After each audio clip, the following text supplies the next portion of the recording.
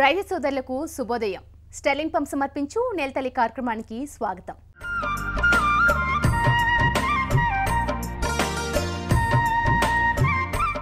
పత్తి సాగు, రసాయన ఎరువులు, పురుగుమందులు లేకుండా సాగు అసాధ్యం. దేశవ్యాప్తంగా చాలా మంది రైతులు చెప్పే మాటలివి. కానీ అసాధ్యాన్ని సుసాధ్యం చేశారు ఆ గ్రామస్తులు. తెలంగాణలో పత్తి సాగుకు పేరుగాంచిన వరంగల్ జిల్లాలో నూతన శకాన్ని ఆవిష్కరించారు. పాతకాలం నాటి పద్ధతులు అనుసరిస్తూ నేటి తరం రైతులోకానికి కొత్త మార్గాన్ని నిర్దేశించారు. ప్రకృతి వ్యవసాయానికి చిరునామాగా మారిన వరంగల్ గ్రామీణ జిల్లా తిరుమలాయపల్లి గ్రామ రైతులపై ఇవాల్టి నేలతల్లి ప్రత్యేక కథనం.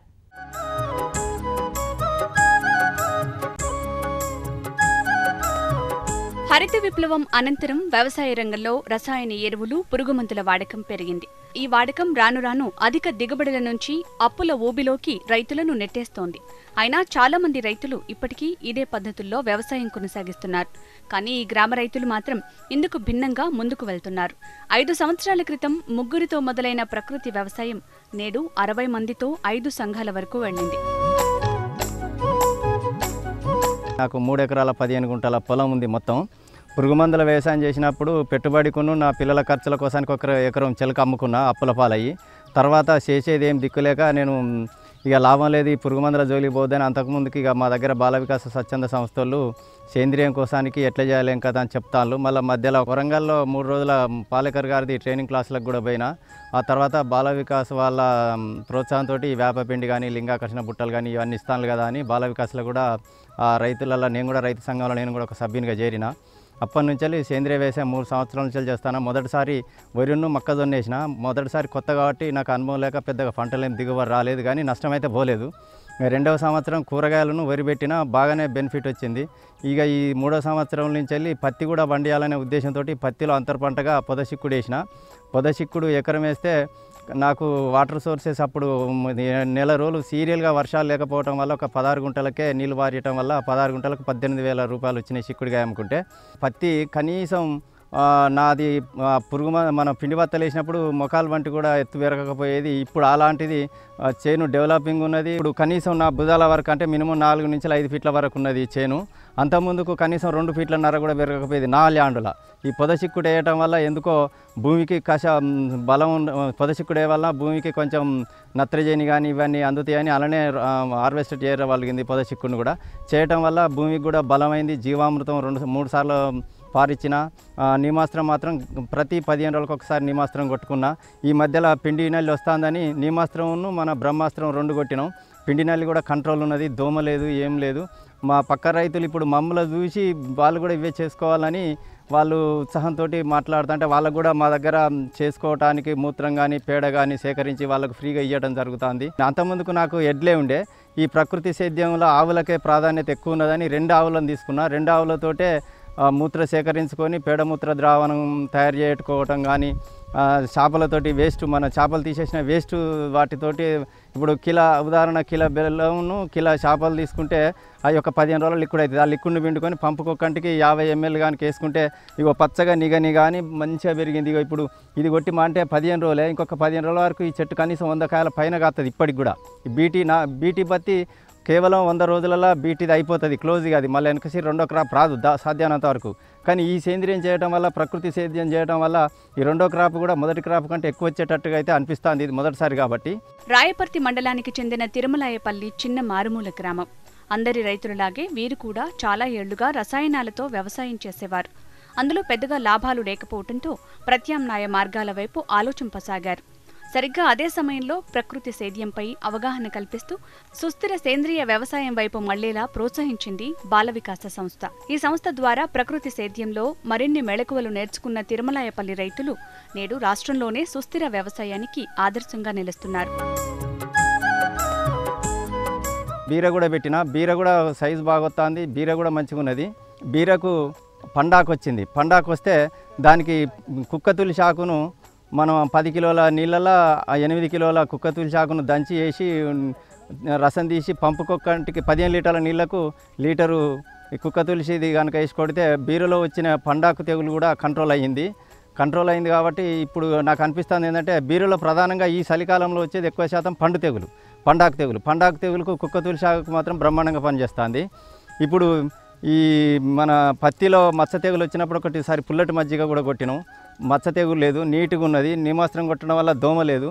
కాబట్టి మనం పురుగు మందుల కంటే ప్రకృతి వ్యవసాయం కనుక చేసుకుంటే మనకు అన్ని విధాల ఆరోగ్యానికి కానీ భూమికి కానీ, ఫస్ట్ భూమి జీవామృతం మారటం వల్ల భూమి చాలా అభివృద్ధి చెందుతుంది. భూమి అభివృద్ధి చెందితే చెట్టు ఆటోమేటిక్గా డెవలప్ అవుతుంది, ఏ రోగం రాదు. కాబట్టి రైతుకు బెనిఫిట్ అవుతుంది. చాలామంది రైతులు ఏమనుకుంటారంటే ప్రకృతి నేస్తంలో ఇదంతా అనుకుంటారు, కానీ మీరు ఒకసారి కనీసం ఒక 10 గుంటలన్నా చేయండి. మీకు పుస్తకాలు కానీ ఏది కానీ దొరుకుతలేవు. మేము మాత్రం ప్రత్యేకంగా మీడియా ద్వారా కానీ పేపర్ ద్వారా కానీ సమాచారం సేకరించుకొని నేర్చుకోవడం జరిగింది.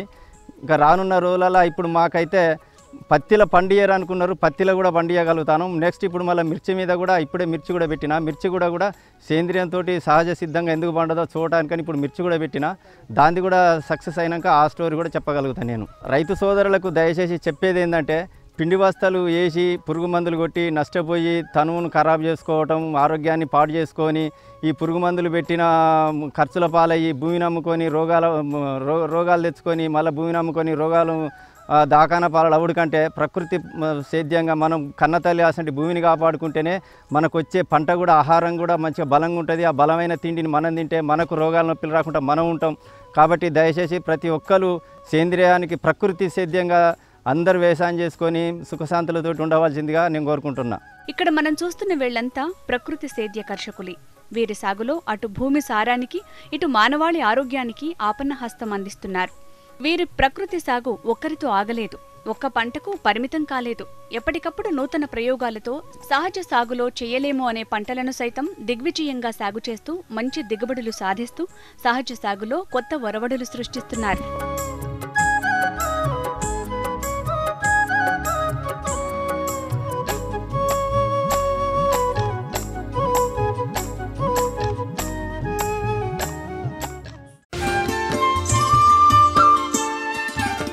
వ్యవసాయంలో పెట్టుబడులు అవసరం లేకుండా పోయింది. పండించిన పంటకు మార్కెట్ వెతుక్కునే అవసరమే లేదు. గత 5 ఏళ్లుగా వారి వ్యవసాయ విధానమే నేటి పద్ధతులకు దూరంగా వెళ్లిపోయింది. కొత్త పద్ధతుల్లో వ్యవసాయం చేసి లాభాలు పొందాలన్న ఆ రైతుల సంకల్పానికి స్వచ్ఛంద సంస్థ తోడు కావడంతో నేడు వారి వ్యవసాయం 3 పువ్వులు 6 కాయలుగా కొనసాగుతోంది.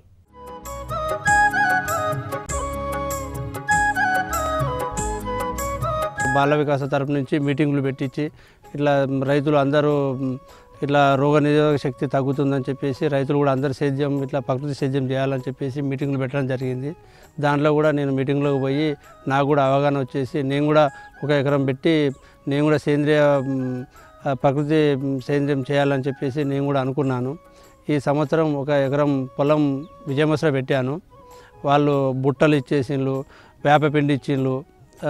నేను కూడా సొంతంగా ఘనజీవం, పంచగవ్య ఇలాంటి రసాయనాలు తయారు చేసి నేను వరిలో కొట్టాను. ఘనజీవం కూడా మొదలు వరి వేసే ముందే దుక్కి మీద చల్లినాను.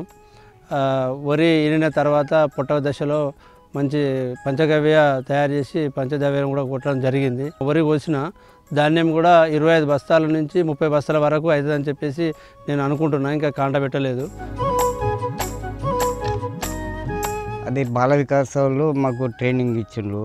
ఇది ఫస్ట్ సంవత్సరము 1 ఎకరం వరి పెట్టిన తర్వాత సంవత్సరం పెద్దగా నాకేం పంట రాలే, 20 బస్తాల లోపు అయింది. మళ్ళీ సంవత్సరం మళ్ళీ చేసిన అంటే ఇప్పటికీ 4వ 5వ సంవత్సరం అవుతుంది. 5వ సంవత్సరంలో 3వ సంవత్సరంలో 4వ సంవత్సరంలో మంచిగానే వచ్చింది వీళ్ళు 25 బస్తాల దాకా. ఇప్పుడు ఈ సంవత్సరం ఏం చేసిందంటే ఇంకొక ఎకరం పొడిగించాలని అంటే మిర్చి పెట్టిన. నీళ్లు లేకుండే బోర్లలో అప్పుడు కాలం కాక నీళ్ళు లేకుంటే మిర్చి పెట్టినాం. మిర్చి 3 రకాలు ఎంచుకున్నా కానీ తేజ 1, తేజ 2 అని వచ్చింది. తర్వాత దేశవాళీ కూడా కొంత పెట్టినాం. ఇప్పుడు ప్రస్తుతానికి ముడతతోటి కొద్దిగా పూత వస్తుంది, క్రాప్ పడ్డది. దానికి ద్రవజీవం పారించడము, ఘనజీవం అంత ముందుకు పెంట మట్టి బాగానే ఒక 20 బండ్లు తోలినాము. ఇప్పుడు ఘనజీవం వేసిన తర్వాత ఇప్పుడు ద్రవజీవం పారించడం, నీమాస్త్రం కొట్టుకుంటున్నాను. తర్వాత ఒకసారి పంచగవ్య కూడా కొట్టిన. ఇప్పుడు బాగానే ఉన్నది ఇప్పటికైతే. ఇక్కడ పండిస్తున్న వ్యవసాయ ఉత్పత్తులకు డిమాండ్ ఎక్కువ. పంట చేతికి రాకముందే వీరి పంటలకు ముందస్తు ఆర్డర్లు వస్తున్నాయి. మిగతా రైతులు పండించే పంటల కంటే వీరి పంటలకు ఎక్కువ గిట్టుబాటు ధర లభిస్తుంది. 50 కేజీల బియ్యం మార్కెట్లో 3,000 రూపాయలు పలికితే వీరు పండించిన బియ్యానికి 4,500 రూపాయల ధర పలుకుతోంది. కందికి గడిచిన ఏడాది మిగతా రైతుల కంటే 3,000 రూపాయల అధిక ధర పలికింది. మార్కెట్, దళారులు, ఎగుమతుల ఖర్చులు ఇవేవీ ఈ రైతులకు అస్సలు అవసరమే లేదు.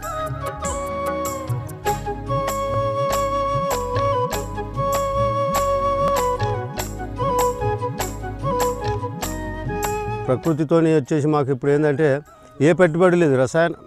రసాయన మందులు లేకుండా పురుగు మందుల కొరకు ఆకుల కషాయాలు కొన్ని గ్రైండర్ పట్టుకుంటూ దంచుకుంటూ నీమాస్త్రం కానీ, కుక్క తులసి కషాయం కానీ, సీతాఫల కషాయం కానీ, అత్తకోడల కషాయం కానీ ఇటువంటి గ్రైండర్ చేసుకుంటా నానేసుకుంటూ మెడిసిన్ తయారు చేసుకొని చేనుల మీద పిచికారీ చేసుకుంటాం.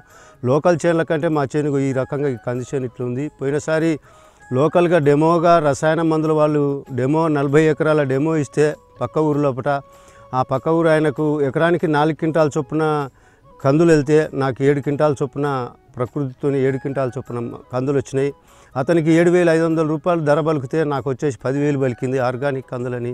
వాళ్ళే స్వయంగా ఇంటికి వచ్చి ఖరీదు చేసుకొని పోయారు. అందులో మనకు పెట్టుబడి తప్పింది 10,000, 20,000 పెట్టుబడి తెప్పింది, 20,000 పెచ్చు వచ్చినాయి. కందిల అంతర పంటగా 3 నెలల పంట లోపల 1 ఎకరంలో తెల్ల నువ్వులు వేసినాం, 2 ఎకరాలలో బుడుమా దోశ వేసినాం. 3 నెలల లోపల అది క్రాప్ అయిపోయింది. మాకు దాంతో మాకు ఖర్చులు పూడినాయి. మాకు కొంత పెట్టుబడి ఖర్చులు కూడా వెళ్ళినాయి.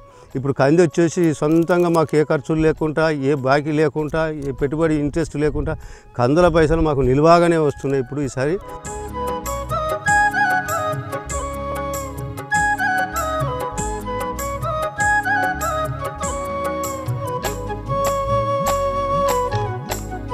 సీజన్ వస్తుందంటే ప్రభుత్వ రాయితీలు, సబ్సిడీలు, ఎరువుల కోసం ఎదురు చూడాల్సిన పరిస్థితి ఉండదు. వారికి ఎంత భూమి ఉంటే అంత మొత్తాన్ని ఈ ప్రకృతి సాగులోనే సేద్యం చేస్తున్నారు. పత్తి, వరి, మిర్చి లాంటి ప్రధాన పంటలతో పాటు కంది, వేరుశెనగ వంటి పప్పు ధాన్యాల పంటలను కూడా ఇదే విధానంలో పండిస్తున్నారు. వీరు చేస్తున్న సాగును ప్రోత్సహించాలనే ఉద్దేశంతో వ్యవసాయ అధికారులు కూడా వీరికి సాయం అందిస్తున్నారు.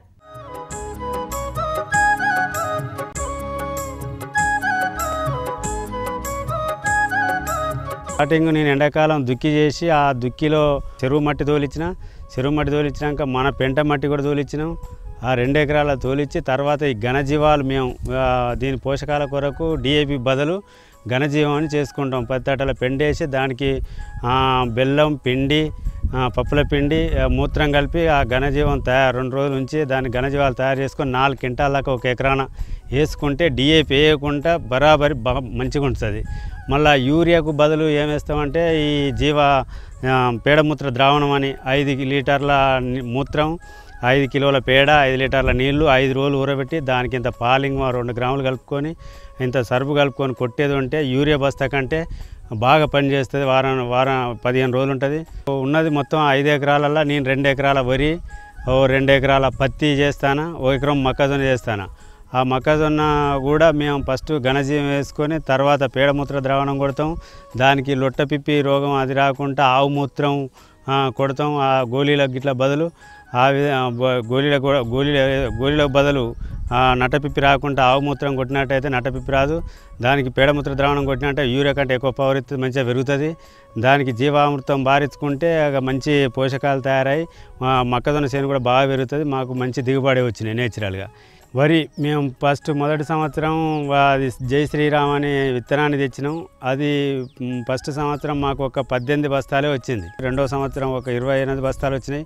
3వ సంవత్సరం ఇప్పుడు 36 బస్తాల దాకా వస్తుంది. మంచిగా ఉంది వరి. ఎకరానికి 36 బస్తాల దాకా ఈ విధంగా భూమి సదన్ అవుతా అంటే మాకు పంట పెరుగుతుంది. మంచి దిగుబడి కూడా పెరిగినట్టు అవుతుంది.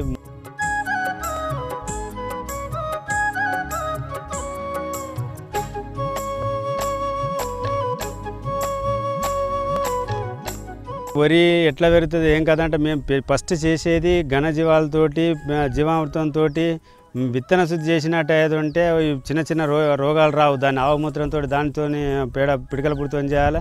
ఆ విధంగా గొట్టవ రోగం అని వస్తుంది, అది కంపల్సరీ వస్తుంది.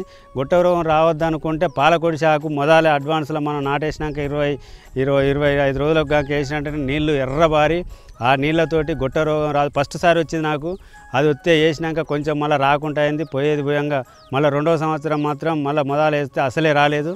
ఇప్పుడు ఈ సంవత్సరం అయితే ఇంకా బిల్కులు ఏడ గొట్టం అన్నది ఉల్లికోడి తెగులు అన్నది అది అసలే రాలేదు. ఎప్పుడన్నా మచ్చ తెగులు అది వచ్చాయంటే మేము పుల్లటి మజ్జిగతోటి కొట్టినటువంటి ఆ ఆకుమచ్చ తెగులు అది పోతుంది. మళ్ళా దీనికి పొట్ట తెగులు అది కావాలంటే నీమాస్త్రం కూడా 2 సార్లు కొడతాం. ఫస్ట్ రోగాలు రాకముందుకే మేము ఇటువంటి మా అడ్వాన్స్లో కొట్టుకొని ఈ రోగం రాకుండా మా అడ్వాన్స్లో ఉంటాం. ఇంతకుముందు మేము రసాయనాలు వేసుకుంటూ పండించుకుంటే తీరా వరి పచ్చగా ఏపుగా వచ్చినట్టు వచ్చేది ఈయన తర్వాత ఆ సుడిదోమాన వచ్చి ఒకటేసారి దాన్ని దులుపుకపోయేది, దాని పాడుగాను అది అసలు ఉంగపోయేది. ఏ మందు కొట్టి మేము ఆడి పోయి తెచ్చి 3 సార్లు కొట్టినా 4 సార్లు కొట్టినా ఒక్కోసారి మేమే మనసులో అడ్డం పడేది.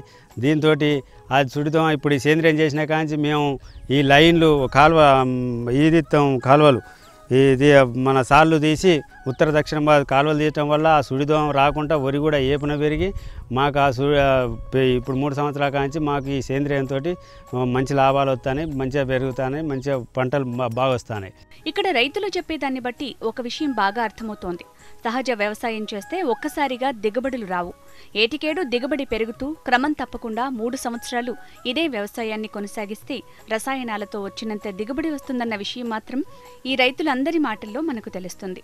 వీరితో మొదలైన ఈ వ్యవసాయం బాల వికాస సంస్థ ప్రోత్సాహంతో చుట్టుపక్కల 23 గ్రామాలకు చేరింది. వ్యవసాయం ఎన్ని గ్రామాలకు చేరినా ఎప్పటికప్పుడు నూతన పద్ధతులతో ఎప్పటికీ ముందు వరుసలోనే ఉంటున్నారు తిరుమలాయపల్లి గ్రామ రైతులు.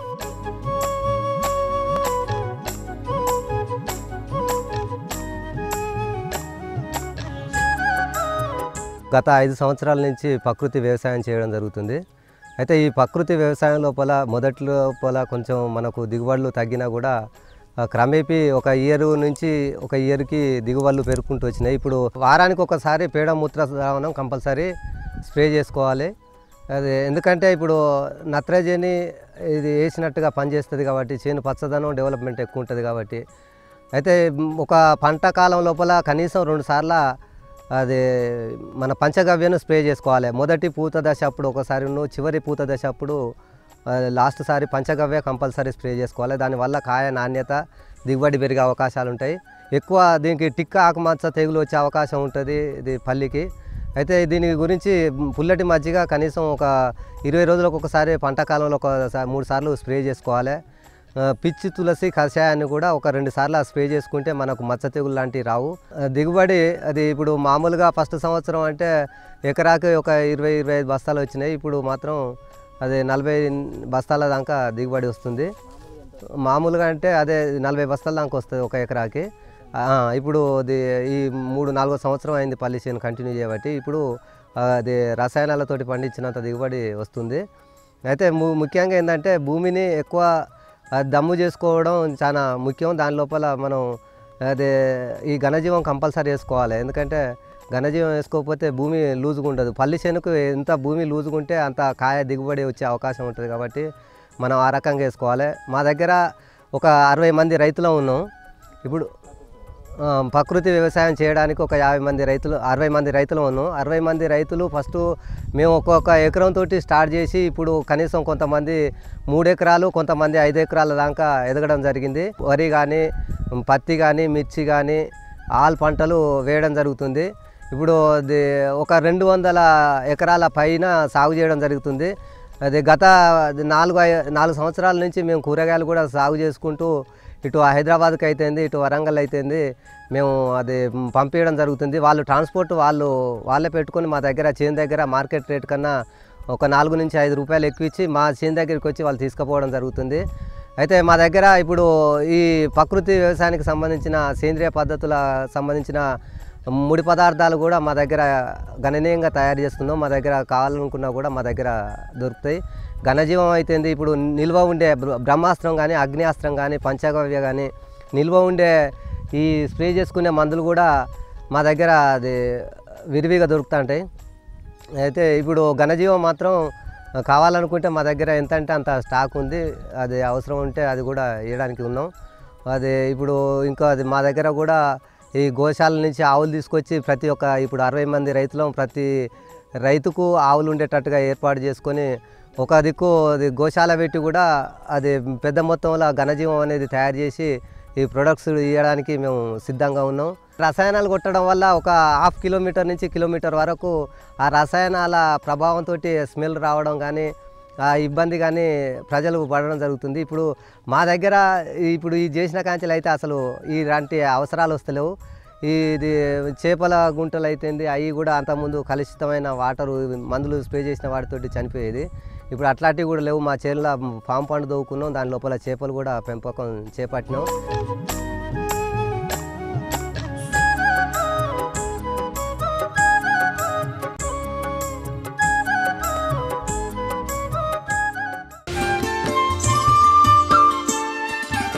ఖరీఫ్ మొదలైతుందంటే ఎరువులు, పెట్టుబడులు, సబ్సిడీలు, రుణాల కోసం ఎదురు చూస్తున్న నేటి కాలంలో అవేవీ అవసరం లేకుండా ముందుకు సాగుతున్నారు ఈ రైతులు.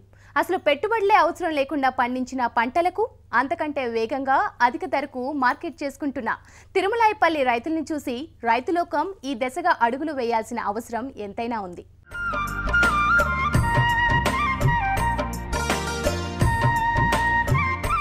ఇది ఇవాల్టి స్టెర్లింగ్ పంప్ సమర్పించు నేల్తల్లి కార్యక్రమం. నమస్తే.